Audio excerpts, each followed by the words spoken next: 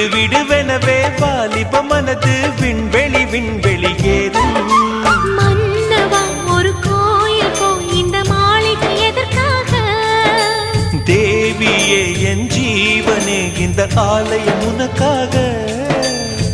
வானில் ஒரு புயல் மழை வந்தால் அழகே என்னை எங்கனம் காப்பாய். கண்ணே உன்னை என் கண்ணில் வைத்து இமைகள் எனும் கதவுகள் அடைப்பேன். சத்தியமாகுமா?